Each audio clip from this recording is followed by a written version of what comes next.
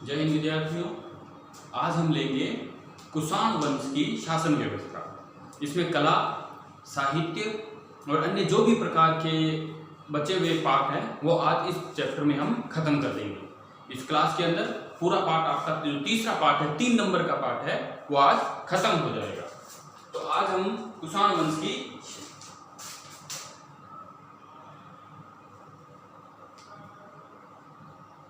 कुषाण शासक, आप इसको कनिष्क भी कनिष्क के रूप में लिख सकते हो। कुषाण शासक कनिष्क की शासन व्यवस्था।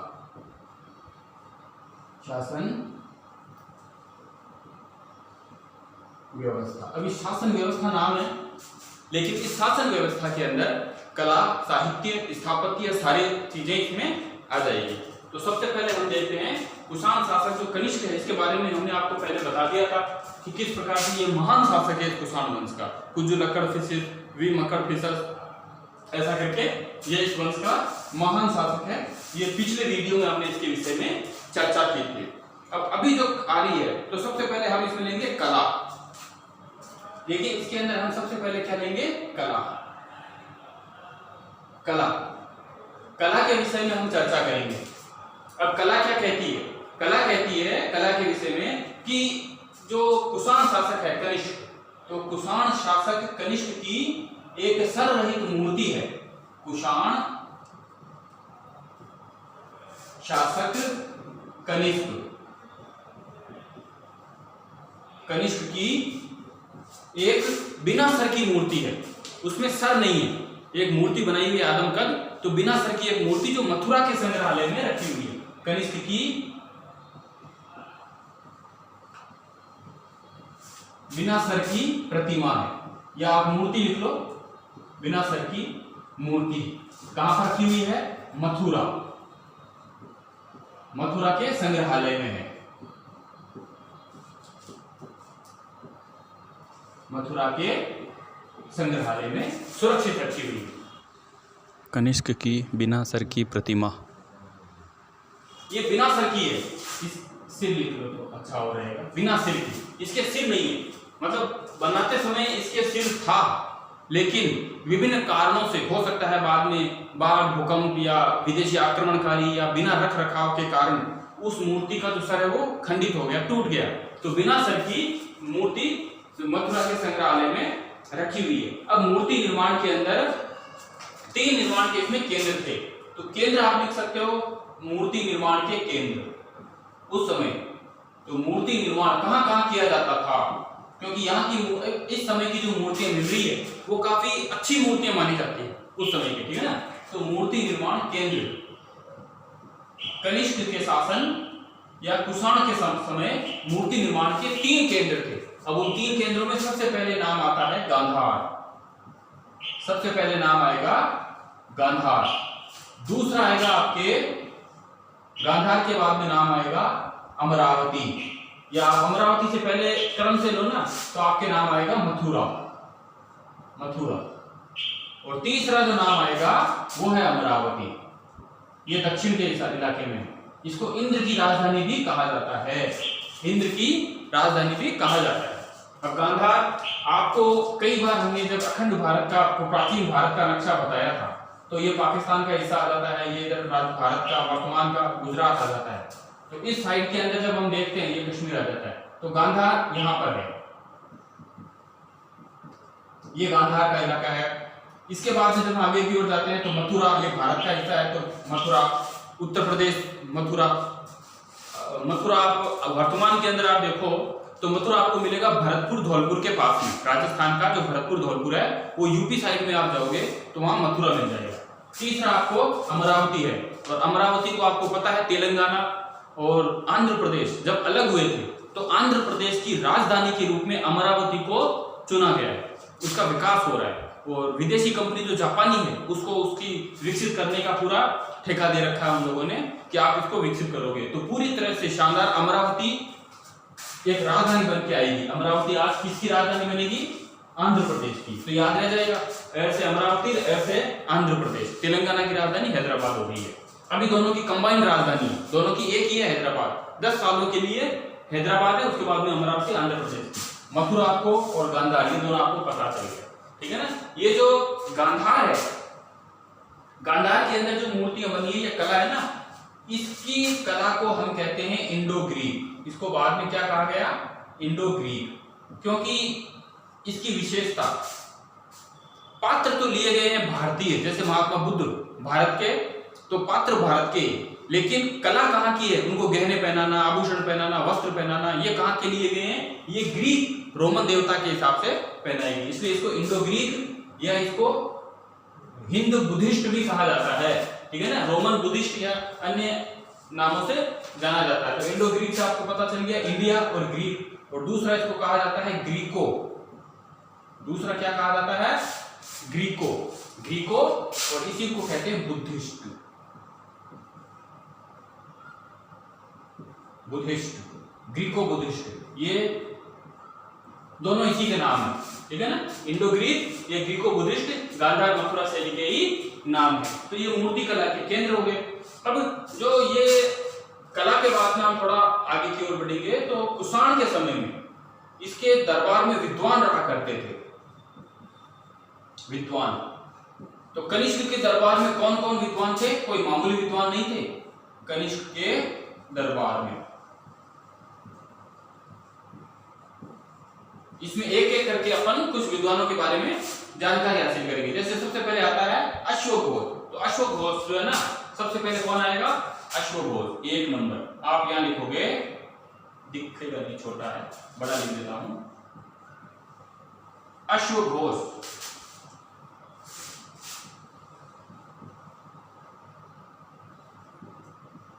अश्वघोष, ये अश्वघोष इस समय का महान विद्वान माना जाता है। और भी कई विद्वान हैं, लेकिन अश्वघोष है, इसको आप विशेष तौर से याद रखोगे। कुछ ऐसे विद्वानों के नाम हैं। तो इसने बुद्ध चरित्र लिखी थी, ठीक है ना। अश्वघोष ने क्या लिखी थी? बुद्ध चरित्र, एक ग्रंथ लिखा था बुद्ध चरित्र। इस बुद्ध चरित्र को इसने लिखा था संस्कृत में। बुद्ध चरित्र को लिखा था संस्कृत में। और संस्कृत के अंदर आप इसको क्या कहा जाता है? बौद्ध रामायण। देखो, जैसे हिंदू धर्म में रामायण का महत्व है, तो बुद्ध लोग है तो वो भी हिंदू ही, लेकिन बौद्ध को मानने वाले लोग इसको बौद्ध रामायण के नाम से जाना जाता है। बौद्ध रामायण इतना महत्वपूर्ण ग्रंथ है ये बुद्ध चरित्र का ही नाम है, संस्कृत में लिखी गई है। इसके अलावा यहाँ पर सौंदरानंद, सूत्रालंकार और सारीपुत्र प्रकरण, ये भी इसी के ग्रंथ है। दूसरा ग्रंथ कौन सा है? सौंदरानंद। सौंदरानंद, कई जगह पर इसको सौदरानंद भी लिखा है, तो आप कंफ्यूज मत होना, सौंदरानंद या सौदरानंद। सारीपुत्र प्रकरण,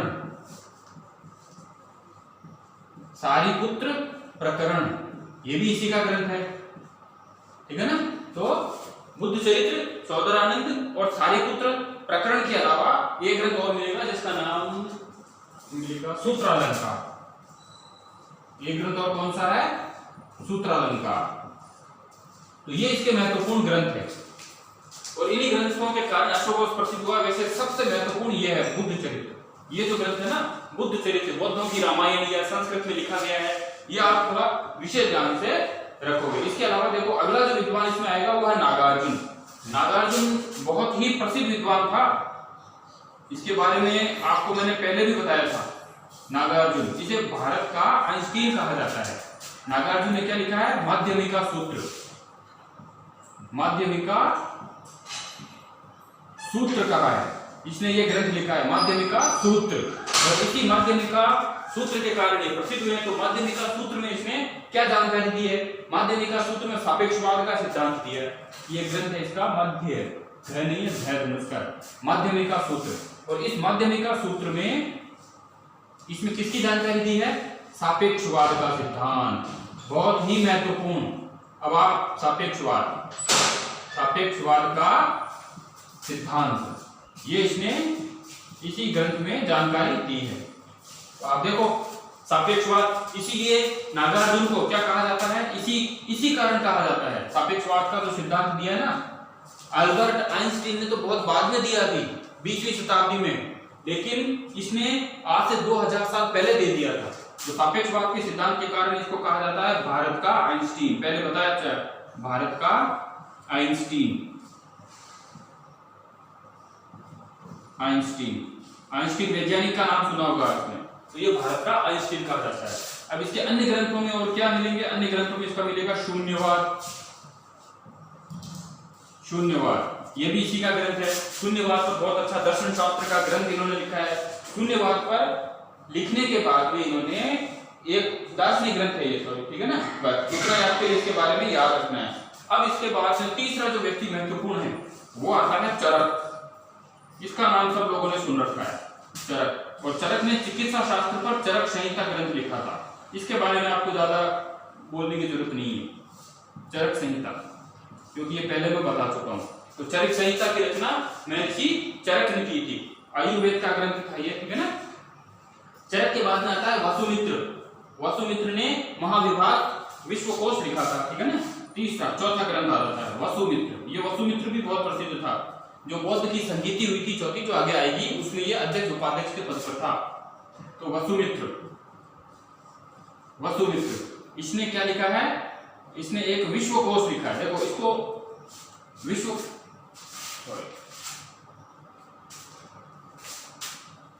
इसने जो ग्रंथ लिखा है ना वसुमित्र ने, वो वसुमित्र का जो ग्रंथ है वह है महाविभाग। कौन सा ग्रंथ है?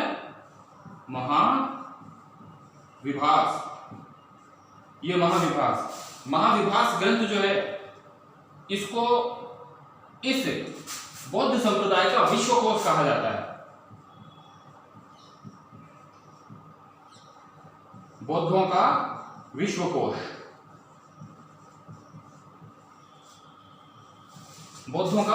कहा जाता है। अब देखो, महाविभाग को बौद्धों का विश्वकोश, बुद्ध चरित्र को बौद्धों की रामायण कहा जाता है। तो रामायण और विश्वकोश दोनों आ गए ना। विश्वकोश का मतलब होता है कि सारे बौद्ध शब्दों का, सूत्रों का, अलंकारों का, जो भी चीज है उन सब का इसमें संग्रह कर लिया गया है, इसलिए इसको बौद्धों का विश्वकोश कहा जाता है। अब अगला जो इसके अंदर महत्वपूर्ण वो है पार्श्व। 5वें नंबर पर कौन आएगा? पार्श्व आएगा। तो अभी इसमें देखो, पार्श्व है, संघरक्षक बाकी है। तो पार्श्व का सिर्फ नाम याद रखना है, पार्श्व। 6ठे नंबर पर आ जाएगा संघरक्षक।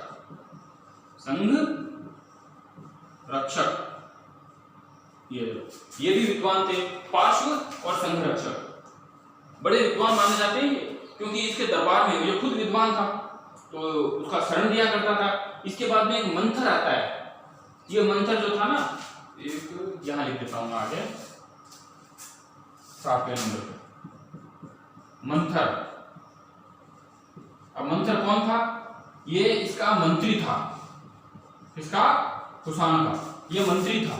और मंत्री होने के साथ में ये कुशाग्र बुद्धि का था। मंत्री कुशाग्र बुद्धि, जैसे बीरबल है, तेनालीराम है, कुशाग्र बुद्धि का व्यक्ति। किसी भी समस्या को सुलझाने में इस मंथर से राजा क्या करता था?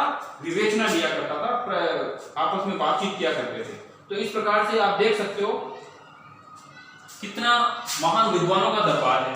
इसी में जब 2 पॉइंट अपने कला और विद्वान के हो जाते हैं ना, तो तीसरा पॉइंट में आपके लिए यही लिख देता हूं, छोटा सा है इसलिए। तो तीसरे पॉइंट में अपन क्या करेंगे? सिक्के। सिक्के किन किन को मिले हैं? सिर्फ नाम याद रखना। कनिष्क, भूविष्क, इसका वंशज था ये, ठीक है ना। तो कनिष्क, भूविष्क, ऐसा करके ये सिक्के इसमें मिले हैं। और भी आप चाहो तो वासिष्ठ लिख सकते हो, वैसे कोई इंपॉर्टेंट नहीं है, लिखो तो लिख सकते हो वासिष्ठ।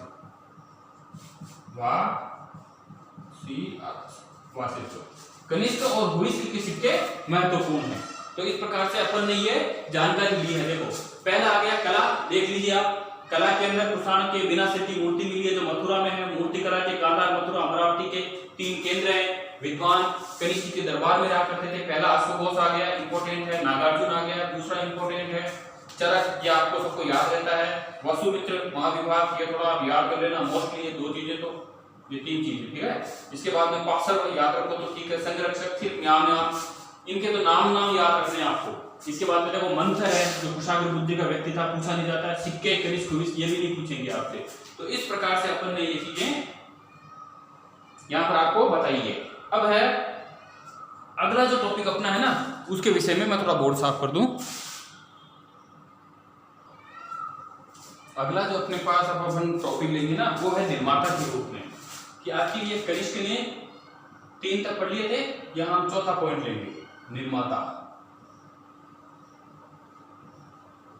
निर्माता हालांकि निर्माण के विषय में तो नहीं होगा, इस निर्माण को आप ले सकते हो स्थापना। तो निर्माण के अंदर स्थापना है तो आप लिखोगे नगर स्थापना। इसने 2 नगरों की स्थापना की थी, नगर स्थापना, 2 नगरों की स्थापना की थी। अब कौन कौन से नगर थे? पहला आप लिखोगे कनिष्कपुर, पहला कहां लिखोगे? कनिष्कपुर, कनिष्कपुर ये लो। और दूसरा अपन इसमें स्थापना में लिखेंगे एक नगर है तक्षशिला के पास में। नगर कहां पर है? तक्षशिला के पास, आज का पाकिस्तान है,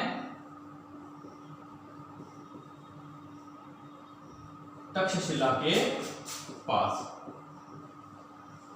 उस तक्षशिला के पास में एक नगर की इसने स्थापना कर दी थी, और उस नगर का नाम है सिरमुख नगर, जो काफी प्रसिद्ध है।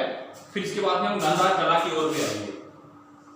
इसके बाद में जो मेन है वो है गांधार कला, क्योंकि गांधार कला के विषय में पढ़ाना जरूरी है।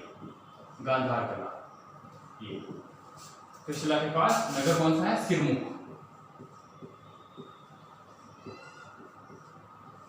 सिरमुख नगर, इसकी इसने स्थापना की थी। ये 2 नगर आ गए, ठीक है। अब आते हैं गांधार कला। देखो गांधार कला के विषय में प्रसिद्ध है कि 50 ईसा पूर्व से 500 ईसा पूर्व के अंदर काफी विकसित हुई थी। ये आई थी 50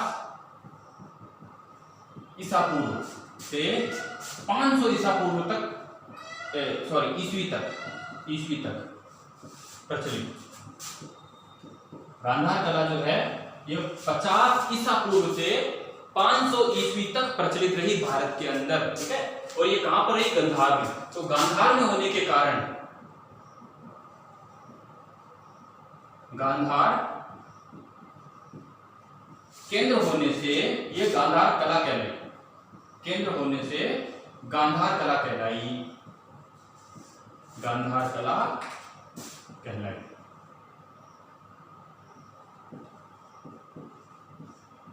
ध्यान रखना है, ठीक है। वैसे ही मथुरा के अंदर केंद्र होने से मथुरा कला, अमरावती में केंद्र था, वहीं बनती थी, तो अमरावती कला। तो इस प्रकार से ये गांधार कला का केंद्र बन गई।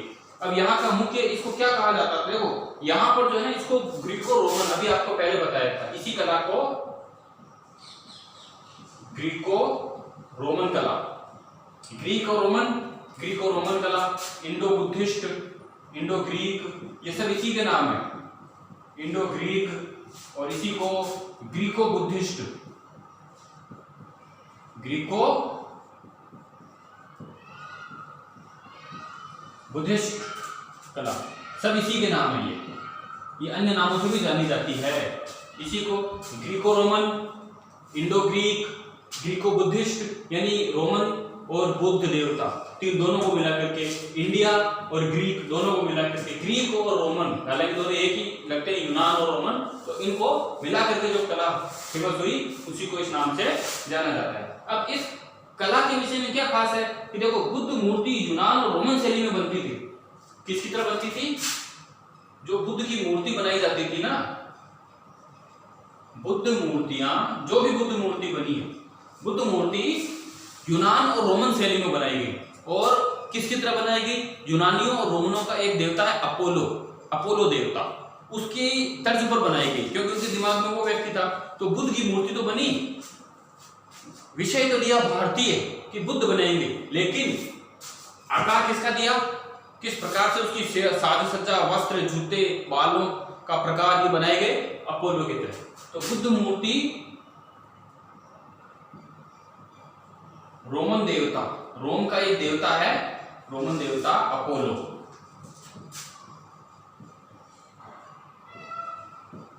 अपोलो की तरह बनाई गई। कौन था अपोलो, ये आपको बता दिया जाएगा, ठीक है। रोमन देवता अपोलो की मूर्ति, ये युवावस्था की मूर्ति है।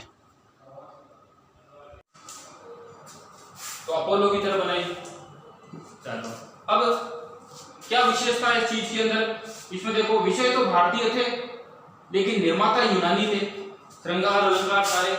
तो मैंने आपको बार बार बताया है विषय भारतीय, यानी बुद्ध की मूर्ति ले ली तो भारतीय कौन थे? बुद्ध विषय भारतीय, बुद्ध को लिया। और कलाकार कौन थे? कलाकार यूनानी, जिसको ग्रीक बोलते हैं, यूनानी। तो उन्होंने अपने तरीके से बनाए, विषय भारतीय, बुद्ध, कलाकार यूनानी, बनाने वाले यूनान के लोग थे। तो उन्होंने दोनों का मिश्रण कर दिया, इसलिए उसको Greco Roman, Indo Greco Buddhist के नाम से जाना जाता है। अब इसमें क्या है? श्रृंगार, अलंकार, भूरा स्लेटी पत्थर, घुंघराले बाल, विषय क्या क्या दिया। अब देखो इसमें क्या क्या विशेषता कर दी, इसी कला की जो विशेषता है, थोड़ी सी विशेषता आप याद रख सकते हो कि बुद्ध की मूर्ति बनाई है तो पहले तो लिख देखो आप बड़े होंठ, बुद्ध के होंठ कैसे हो गए? बड़े होंठ बना दिए।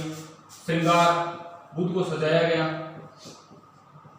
अलंकार, उनको वस्त्र अपने टाइप के पहनाए गए। घुंघराले बाल, आपने देखा होगा आज भी घुंघराले बाल, कि बुद्ध को घुंघराले, बुद्ध के जो बाल है वो बिखरे हुए नहीं दिखाए गए हैं, उनका वो घुंघराले बाल की टाइप में बनाए गए हैं, ठीक है ना। जैसे अगर आप बुद्ध की प्रतिमा देखोगे ना तो मान लो ये भगवान बुद्ध का चेहरा अपन बनाते हैं, यहाँ पे ये तपस्यारत भगवान बुद्ध है,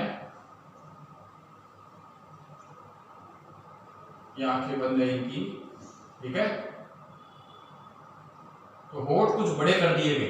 अब ये जो ललाट के ऊपर बाल रहेंगे ना वो आपने देखा होगा यूं घुंघराले रहेंगे, बुद्ध की प्रतिमा में कभी भी बाल बिखरे हुए नहीं मिलेंगे। और इनके ऊपर भारतीय कला के अनुसार एक जुड़ा सा बना दिया जाता है, बालों को बांध करके ऐसा। तो इन्होंने भी उसका प्रयोग कर दिया। तो इस प्रकार से ये बुद्ध के बाल जो है ना वो घुंघराले घुंघराले टाइप में बना दिए गए। तो इसको कहते हैं, ये होंठ थोड़े बड़े कर दिए गए हैं, इनके थोड़े से होंठ बड़े कर दिए गए हैं, श्रृंगार किया गया है, वस्त्र पहनाए गए अपने तरीके से। तो ये इनकी विशेषता हो जाती है इस प्रकार से। और जो पत्थर बना है वो भूरे स्लेटी पत्थर से बना है। पत्थर कौन सा है?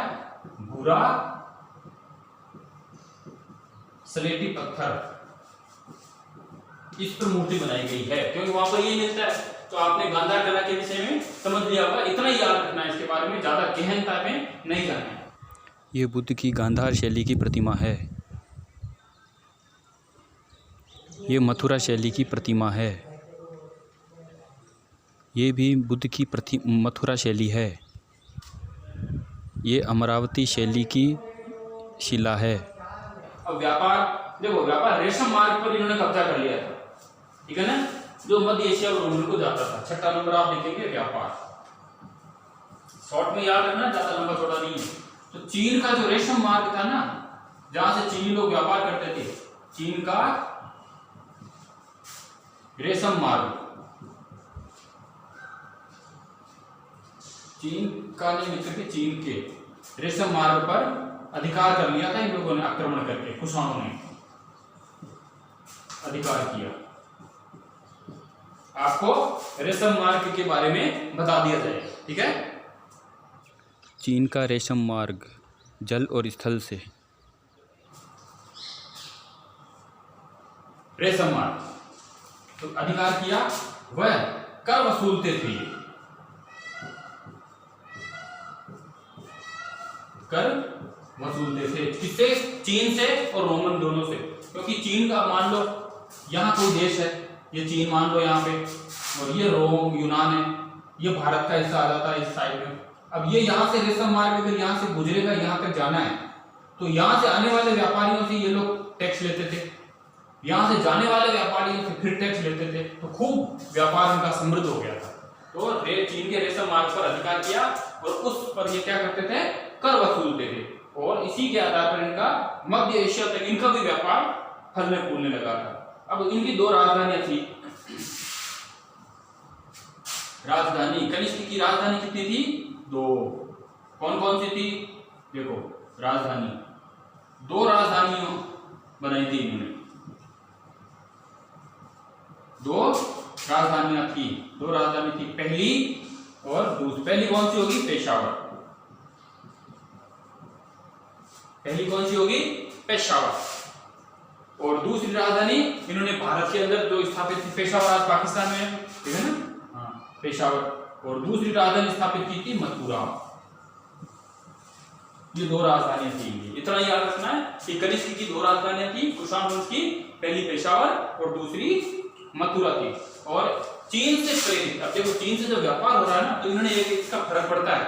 चीन से क्या फर्क पड़ा कि उपाधियां ले ली इसने। उपाधि कौन सी थी? चीन से प्रभावित होकर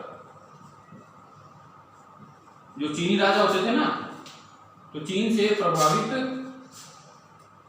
होकर देवपुत्र की उपाधि ली थी। देवपुत्र उपाधि ली इन लोगों ने। चीनी लोग अपने आप को देवताओं का पुत्र मानते हैं, तो चीन से प्रभावित होकर के इसने देवपुत्र उपाधि धारण कर ली थी। अब हम करते हैं इसका मूल्यांकन। मूल्यांकन में आपको कनिष्क के बारे में ज्यादा तो क्या है, 23 साल तक शासन किया था, हमेशा युद्धरत रहा, तंग आकर सेनापति ने हत्या कर दी। बस इतना याद रखना, ठीक है ना। तो अंतिम में कनिष्क का मूल्यांकन। मूल्यांकन में पहला 23 वर्ष शासन, कनिष्क ने 23 वर्ष शासन किया। 101 तक शासन, 2 में इसकी हत्या कर दी गई, शासन किया। दूसरा, हमेशा युद्धरत, लंबे जीवन काल में हमेशा युद्धरत। और तीसरा, तंग आकर सेनापति ने हत्या कर दी, कि बार बार लड़ाता है, सेनापति ने हत्या की। तो भाई खुद भी नहीं बैठता है, हमें भी नहीं बैठने देता है, तो इसलिए इसको मार दो। तो उन्होंने, सेनापति ने इसकी हत्या कर दी। तो इस प्रकार से कनिष्क का शासन 102 ईस्वी के अंदर समाप्त हो जाता है। 78 से 102 ईस्वी आप मान सकते हो कितना शासन होता है। तो 102 ईस्वी से 78 अगर अपन निकाले ना, 101 तक ही शासन किया था, तो आप लगभग वही आंकड़ा बैठेगा आपके। 101 में इसकी हत्या, 102 101 में हत्या कर देंगे ऐसा माना जाता है। तो 100 किताब में 102 लिखा हुआ है, तो 78 में अगर शासन करता है तो 79 से लेकर के 78 से जो इसने अपना एक कैलेंडर भी चलाया था, उस कैलेंडर को भी याद रखना है, ठीक है ना। इसकी महत्वपूर्ण डेट क्या है कि जो राज्यारोहण हुआ था, मतलब इसने सिंहासन धारण किया था ना, राज्यारोहण, रोहन नहीं है, रोहन, राज्यारोहण 78 ईस्वी। 78 ईस्वी में शक संवत चलाया था, शक संवत इसने चलाया था। 78 ईस्वी को इसने क्या चलाया था? शक संवत चलाया था, जो भारत में भी मान्य है। शक संवत चलाया, ठीक है ना, जो क्या है भारत में मान्य है। आज भारत में भी उसको मान्यता प्राप्त है, भारत में मान्य है ये कैलेंडर, ठीक है। तो इस प्रकार से हम कनिष्क के विषय में काफी कुछ जान चुके हैं। अब इसके बाद जो अगला नंबर आएगा ना, इसी चैप्टर में हम हुणों के विषय में पढ़ेंगे। छोटा सा चैप्टर है। कुषाण शासक कनिष्क का साम्राज्य विस्तार। अगला टॉपिक अपन लेते हैं हुण। ये कुषाण आपके अब समाप्त हो चुका है। कुषाणों के बाद में अब हम लेंगे हुण। हुणों के विषय में बहुत ही कम है। हुण या हुण, ठीक है ना। तो अपन हुण लेंगे। हुण जो है, एक हुण होता है जो शिवाजी के समय सोने के सिक्के या मुद्राएं चलती थी, उनको भी हुण कहा जाता था। ये हुण है, बड़ी उनकी मात्रा है। तो इनके विषय में याद रखोगे कि इनकी उत्पत्ति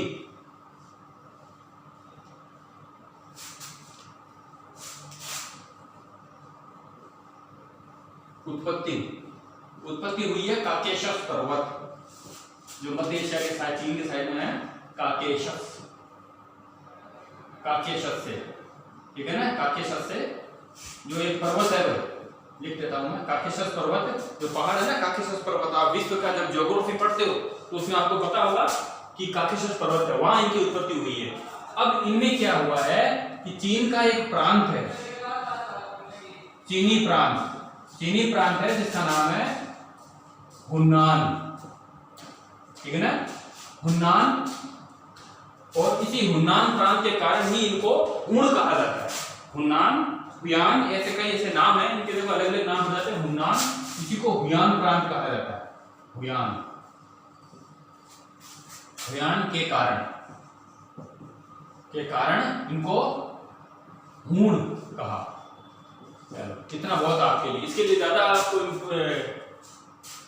आपको नजर गड़ाने की इसमें जरूरत नहीं है। अब ये क्या है, खानाबदोश बर्बर जाति है। ये क्या थी, खानाबदोश। अब आप ये मत पूछना खानाबदोश कौन है, आप अगर भूगोल पढ़ते हो तो आपको पता होगा खानाबदोश जाति ये बर्बर थी, बर्बर जाति। ये कभी नहाती नहीं थी, स्नान नहीं करते ये जिंदगी में, ऐसी हालत थी इनकी। तो बर्बर जाति का मतलब खानाबदोश, और बर्बर का मतलब होता है क्रूर, कच्चा मांस भी खा लेना, इंसानों को भी मार करके खा जाना, कबीले में आपस में लड़ना, तो ये सब खानाबदोश जाती है। और खानाबदोश का मतलब घूमते रहना, एक जगह टिक्के मत रहना, जैसे अपने पुराने जमाने में बंजारे हुआ करते थे। ये हम ले सकते हैं अपने आसपास के क्षेत्रों में। आजकल तो अपने यहाँ आसपास में अपने बागरिया, जो जनजाति, आदिवासी जनजाति मानते, आदिम जनजाति, वो भी एक जगह टिक के रहना सीख गई। तो उससे भी गए गुजरे लोग, ना स्नान करना, ना खाना पकाना, जो भी मांस मिला, जानवर जैसा भी मिला उसको खा जाते थे। तो बर्बर जाति खानाबदोश जाति थी ये, ठीक है। तो हुण, अब इन्होंने क्या किया कि इस हुणों के समय में, ठीक है ना, भारत में 450 ईस्वी के लगभग आए। भारत में कब आए, भारत पर हमला, भारत पर भी इन्होंने हमला शुरू कर दिया। कब किया, लगभग 450 ईस्वी बताते हैं, 450 ईस्वी के आसपास, यानी सन 440-50 के लगभग इन्होंने हमले भारत पर उत्तर पश्चिमी सीमा प्रांत से शुरू किए थे। चीन से आ रहे थे तो यूं ही हमला करेंगे, ये अफगानिस्तान का ये हिस्सा है, पाकिस्तान है ये इधर, तो इसी साइड से आएंगे ये लोग। तो इन्होंने भारत पर हमले शुरू कर दिए थे। और उस समय भारत पर शासन किसका था, उस समय भारत पर शासन था स्कंदगुप्त का, और स्कंदगुप्त से युद्ध हुआ था इनका, ठीक है ना। हुणों के सिक्के भी मिले हैं भारत के अंदर। तो स्कंदगुप्त से, गुप्त साम्राज्य, स्कंदगुप्त से युद्ध हुआ था, युद्ध हुआ।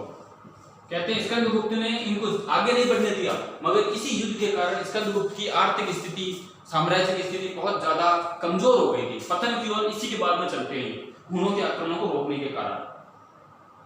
लेकिन उसके बाद में एक तोरमान हुण ने मालवा में स्थायी निवास भी किया था, ठीक है ना। एक हुण राजा था तोरमान, वो यहां से आगे बढ़ा और मालवा तक, मालवा आपको पता है, अगर आज हम मान लो ये राजस्थान का हिस्सा है, ये ऐसे करके ये राजस्थान का हिस्सा यहाँ चला जाता है, तो यहाँ का जो क्षेत्र जाएगा ना, ये पूरा मालवा के क्षेत्र में आएगा, जिसमें एमपी आ जाता है, मध्य प्रदेश, और राजस्थान का कुछ हिस्सा आता है, ठीक है, दक्षिणी अरावली से आगे की ओर। तोरमान जो हुण शासक था, तोरमान हुण ने मालवा पर शासन किया था, काफी लंबे समय तक मालवा पर राज किया। क्या किया था, मालवा पर राज किया था। और ये इस वंश का प्रतापी शासक था, हुणों का प्रतापी शासक। ज्यादा इसके बारे में आपको याद नहीं रखना है। अब तोरमान का जो पुत्र था ना, मिहिरकुल, उसने पंजाब जीता था, इसी का एक पुत्र था तोरमान का पुत्र, काफी प्रसिद्ध है इतिहास में। मिहिर कहते हैं सूर्य को, मिहिरकुल सूर्यवंशी, ठीक है ना। तो मिहिर सूर्य को कहते हैं, तो इसका पुत्र था मिहिरकुल। इसने क्या जीता था, पंजाब, जो इसके हाथों से निकल गया था, पंजाब जीता। बस ये पंजाब, यहां से वापस आकर के इन्होंने पंजाब पर अधिकार कर लिया था। तो मिहिरकुल ने पंजाब जीता था। पंजाब जीतने के बाद में अब देखो, दो भारत के पराक्रमी योद्धा आते हैं, यशोवर्मन और बालादित्य। इन्होंने मुकाबला किया 528 ईस्वी के अंदर। हुण हार गए और भारतीय जाति में ही मिल गए। अंतिम रूप से आप देखोगे कि 528 ईस्वी, 450 से 528 तक युद्ध करते रहे। 28 ईस्वी में एक तो आता है यशोवर्मन, और दूसरा आता है बालादित्य या बालादित्य, दोनों नाम है, बालादित्य या बालादित्य, ठीक है ना। बालादित्य ने मिलकर, दोनों ने मिलकर हराया, हुणों को हरा दिया था। और फिर क्या हुआ, इसी युद्ध के बाद में ये हूण पूरी तरह से भारत में मिल गए, हूण भारत में मिले, मानिए अब पता नहीं चलेगा, मिल गए। और अब एक जीके का सवाल आपकी किताब के अनुसार भी याद रख लेना कि आज जो हम एक नारा लगाते हैं, हर हर महादेव, ये हर हर महादेव का नारा इन हूणों ने दिया था, हूणों ने दिया, यानी शिव भक्त बन गए, हूणों ने दिया। लेकिन हम पक्के तौर पर नहीं कह सकते कि हूणों ने ही हर हर महादेव का नारा दिया, क्योंकि 2000 साल पहले के हूण है, 1500 साल है, 528 के लगभग मानते हो 1500 साल, लेकिन उससे भी पूर्व में रामायण काल में, उससे भी पहले कई ऋषि मुनि इस प्रकार के नारे लगाए जा सकते हैं। लेकिन ये कह रहे हैं ज्ञात इतिहास में, ज्ञात इतिहासों के अंदर युद्ध के समय हर हर महादेव का नारा हूणों ने ही लगाया था।